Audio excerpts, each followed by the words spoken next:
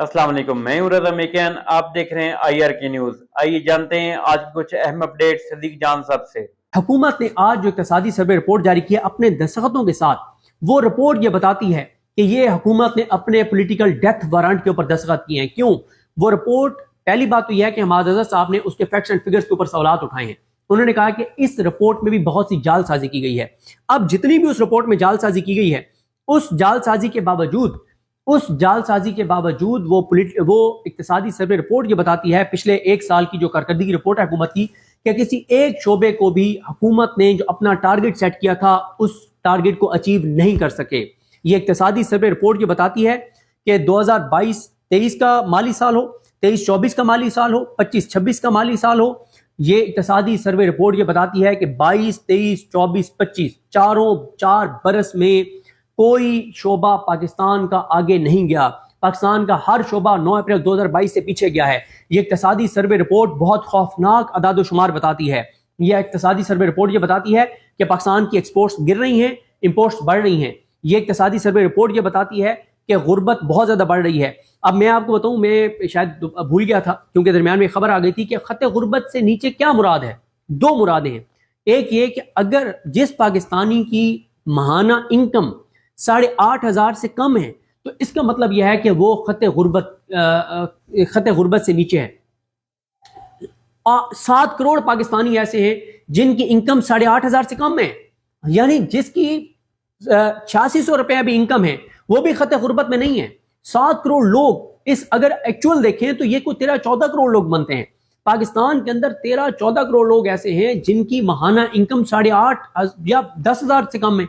अगर 10 या 12,000 से कम है तो 12,000 में कैसे कोई बंदा जिंदा रह सकता है? खत गुर्बत से मुराद ये है कि एक इंसान को, एक पाकिस्तानी शहरी को, जो उसको मिनिमम गज़ा चाहिए जिंदा रहने के लिए, उसकी जिस्मानी परवरिश के लिए, उसकी उम्र के मुताबिक जो उसको जितनी गज़ा चाहिए, अगर वो गज़ा उसको उतनी नहीं मिल रही तो इसका मतलब यह है कि वो खाना अफोर्ड नहीं कर पा रहा जो उसको मिलना चाहिए था। तो इसका मतलब है वो खत गुर्बत से नीचे है। जो उसके बच्चों की स्कूल की फीस है, जो उसके घर का किराया है, जो अगर घर में कोई खुदा न खास्ता बीमार है तो जो इलाज के पैसे उसको चाहिए, अगर वो इन चीज़ों को मीट नहीं कर रहा तो इसका मतलब है कि वो खत गुर्बत से नीचे है। और पाकिस्तान के प्रैक्टिकली 12-13 करोड़ लोग, हर दूसरा पाकिस्तानी खत गुर्बत से नीचे है। कैसे चलेगा मुल्क? 2.5 करोड़ बच्चे स्कूल से बाहर हैं, किसान आपका बर्बाद हो गया है। आप एक ज़रई मुल्क हैं और ज़रई मुल्क की हालत यह है कि आपका किसान घुटनों पर आ गया है, आपका किसान खुदकुशियों पर आ गया है। आप एक ज़रई मुल्क होते हुए आप को अरबों डॉलर की इंपोर्ट कर रहे हैं ग़ज़ाई अजनास। आपको कोई फोकस नहीं है किसान के ऊपर। अगर आपका किसान गिर जाएगा तो पीछे क्या बचता है?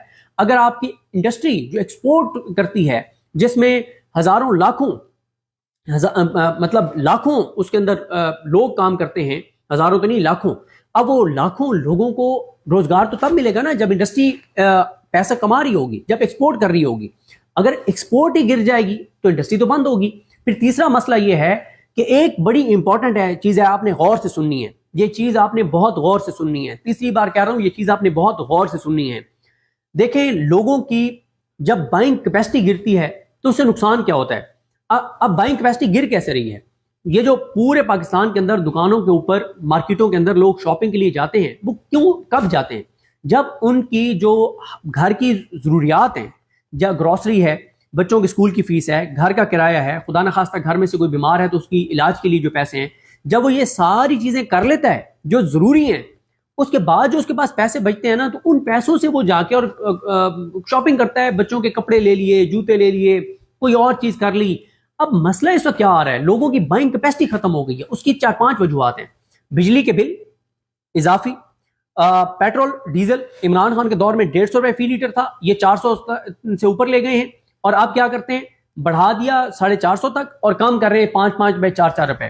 फिर एक और जो मसला है, पिछले 4 साल में 4300 अरब से ज्यादा इन्होंने पेट्रोलियम लेवी की मद में लोगों की जेबों से निकाला है हुकूमत ने। अब ये 4300 अरब अगर हुकूमत लोगों की जेबों से ना निकालती तो ये 4300 अरब लोगों की जेब में होता और लोग इसको खर्च करते मार्केट में। इन्होंने 2017 से 2025 तक IPPs को 8,635 अरब रुपए, 8 या 8,300 बनते मेरे पास फिगर है, यानी कोई तकरीबन 8,500 अरब 2017 से 2025 तक इन्होंने IPPs को कैपेसिटी चार्जेस की माद में दे दिए। اگر یہ نہ دیتے تو یہ لوگوں کی جیبوں میں ہوتا، یہ لوگوں کی جیبوں سے نکال کے انہوں نے دیا 8,500 ارب. کسان کا 5-6 ہزار ارب کا 4 سال میں نقصان ہو گیا. اگر یہ نقصان نہ ہوتا تو یہ کیا ہوتا کہ لوگوں کی جیب میں ہوتا، لوگ خرچ کرتے. حکومت نے آج جو اقتصادی سروے رپورٹ جاری کی ہے اپنے دستخطوں کے ساتھ، وہ رپورٹ یہ بتاتی ہے کہ یہ حکومت نے اپنے پولیٹیکل ڈیتھ وارنٹ کے اوپر دستخط کیے ہیں. کیوں؟ وہ رپورٹ، پہلی بات تو یہ ہے کہ حماد اظہر صاحب نے اس کے فیکٹس اینڈ فگرز کے اوپر سوالات اٹھائے ہیں. انہوں نے کہا کہ اس رپورٹ میں بھی بہت سی جعل سازی کی گئی ہے. اب جتنی بھی اس رپورٹ میں جعل سازی کی گئی ہے، اس جعل سازی کے باوجود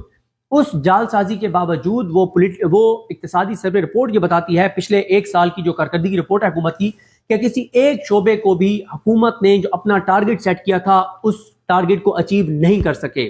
یہ اقتصادی سروے رپورٹ یہ بتاتی ہے کہ 2022-23 کا مالی سال ہو، 23-24 کا مالی سال ہو، 25-26 کا مالی سال ہو، یہ اقتصادی سروے رپورٹ یہ بتاتی ہے کہ 22, 23, 24, 25 4 برس میں کوئی شعبہ پاکستان کا آگے نہیں گیا. پاکستان کا ہر شعبہ 9 اپریل 2022 سے پیچھے گیا ہے. یہ اقتصادی سروے رپورٹ بہت خوفناک اعداد و شمار بتاتی ہے. یہ اقتصادی سروے رپورٹ یہ بتاتی ہے کہ پاکستان کی ایکسپورٹس گر رہی ہیں، امپورٹس بڑھ رہی ہیں. یہ اقتصادی سروے رپورٹ یہ بتاتی ہے کہ غربت بہت زیادہ بڑھ رہی ہے. اب میں آپ کو بتاؤں، میں شاید بھول گیا تھا کیونکہ درمیان میں خبر آ گئی تھی کہ خط غربت سے نیچے کیا مراد ہے. 2 مرادیں ہیں. ایک یہ کہ اگر جس پاکستانی کی ماہانہ انکم 8,500 سے کم ہے تو اس کا مطلب یہ ہے کہ وہ خط غربت سے نیچے ہے. 7 کروڑ پاکستانی ایسے ہیں جن کی انکم 8,500 سے کم ہے، یعنی جس کی 8600 روپے بھی انکم ہے وہ بھی خط غربت میں نہیں ہے.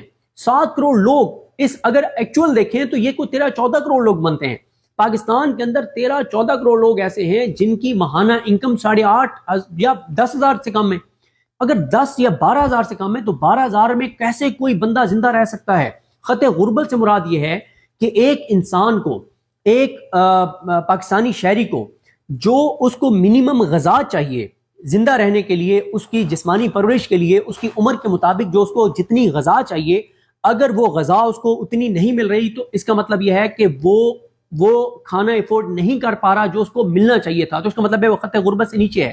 جو اس کے بچوں کی اسکول کی فیس ہے، جو اس کے گھر کا کرایہ ہے، جو اگر گھر میں کوئی خدا نخواستہ بیمار ہے تو جو علاج کے پیسے اس کو چاہیے، اگر وہ ان چیزوں کو میٹ نہیں کر رہا تو اس کا مطلب ہے کہ وہ خط غربت سے نیچے ہے. اور پاکستان کے پریکٹیکلی 12-13 کروڑ لوگ، ہر دوسرا پاکستانی خط غربت سے نیچے ہے. کیسے چلے گا ملک؟ 2.5 کروڑ بچے اسکول سے باہر ہیں. کسان آپ کا برباد ہو گیا ہے. آپ ایک زرعی ملک ہیں اور زرعی ملک کی حالت یہ ہے کہ آپ کا کسان گھٹنوں پہ آ گیا ہے، آپ کا کسان خودکشیوں پر آ گیا ہے. آپ ایک زرعی ملک ہوتے ہوئے آپ کو اربوں ڈالر کی امپورٹ کر رہے ہیں غذائی اجناس. آپ کو کوئی فوکس نہیں ہے کسان کے اوپر. اگر آپ کا کسان گر جائے گا تو پیچھے کیا بچتا ہے؟ اگر آپ کی انڈسٹری جو ایکسپورٹ کرتی ہے، جس میں ہزاروں لاکھوں اس کے اندر لوگ کام کرتے ہیں، ہزاروں تو نہیں لاکھوں، اب وہ لاکھوں لوگوں کو روزگار تو تب ملے گا نا جب انڈسٹری پیسہ کما رہی ہوگی، جب ایکسپورٹ کر رہی ہوگی. اگر ایکسپورٹ ہی گر جائے گی تو انڈسٹری تو بند ہوگی. تو ناظرین، یہ تھی آج کی اہم اپڈیٹس جو آپ نے جانی صدیق جان کی زبانی. اسی کے ساتھ اپنے میزبان رضا میکن کو اجازت دیجیے. اللہ حافظ.